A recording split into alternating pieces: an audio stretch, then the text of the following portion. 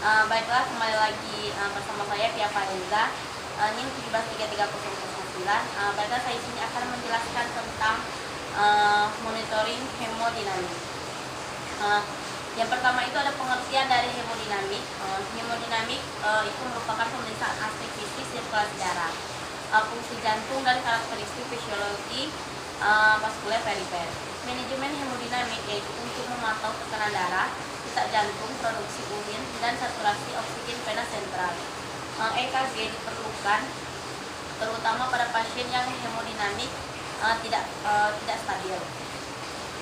Selanjutnya ada juga tujuan dari hemodinamik, yaitu untuk mendeteksi kelainan fisiologis secara dini dan memantau pengobatan yang diberikan untuk mendapatkan informasi seimbang. Hemostatik tubuh.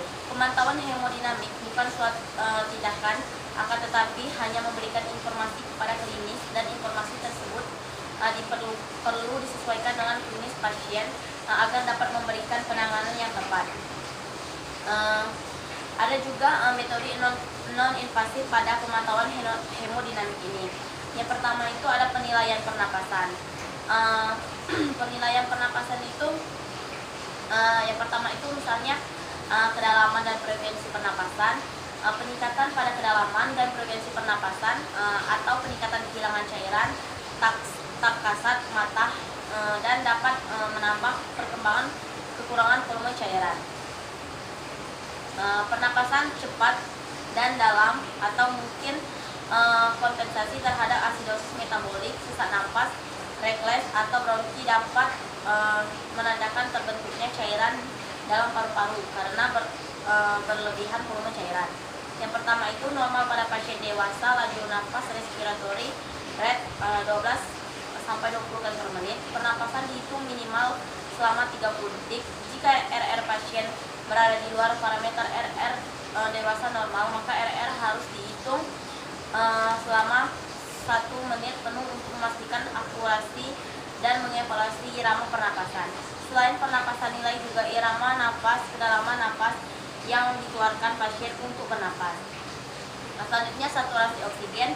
Yang pertama itu ada full oximetry, mengukur saturasi oksigen dalam darah arteri. Perubahan saturasi oksigen adalah tanda penting dari penggunaan dari gangguan pernapasan.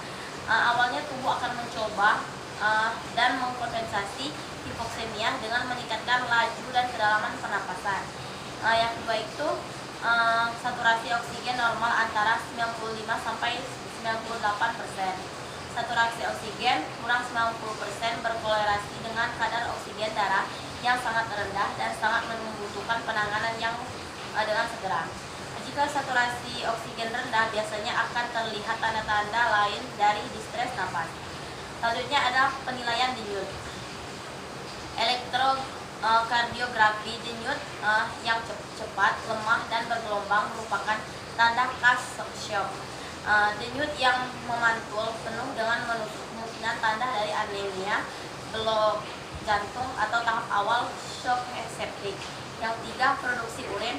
Urin yang dikeluarkan dari tubuh secara tidak berlangsung memberikan petunjuk mengenai perfusi ke ginjal. Yang selanjutnya pengukuran tekanan darah arteri, yaitu tekanan darah arteri itu tekanan yang ditimbulkan oleh volume darah yang bersirkulasi pada dinding arteri. Yang selanjutnya ada denyut nadi. Nadi yang kuat dapat menandakan kelebihan volume cairan. Kekuatan dan volume nadi tergantung pada volume darah yang diinjeksikan oleh ventrikel kiri dan kekuatan kontraksi ventrikel kiri. Keduanya dapat meningkat pada kondisi kelebihan volume cairan. Yang keenam itu ada penilaian suhu tubuh. Peningkatan suhu tubuh dapat menimbulkan kehilangan cairan dan elektrolit, dehidrasi, hipernatremia atau peningkatan natrium dapat meningkatkan suhu tubuh. Sedangkan hipokalemia, kekurangan cairan yang berat, dapat mengakibatkan suhu tubuh menurun. Selanjutnya ada juga pengkajian fisik. Pengkajian fisik itu ada integumen, yaitu untuk melihat apakah ada kemerahan, kulit kering, dan apakah ada edema. Yang kedua, pemeriksaan sistem kardiovaskuler, yaitu pengkajian distensi vena jugularis dan pengkajian vena tangan. Dan ada juga pemeriksaan pengkajian sistem neurologis, yaitu untuk melihat perubahan pada tingkat kesadaran, gelisah, dan kekacauan mental. Dan juga ada sistem gastrointestinal, yaitu untuk melihat apakah pasien mengalami mual, muntah, atau anoreksia. Baiklah, sekian penjelasan dari saya ucapkan terima kasih.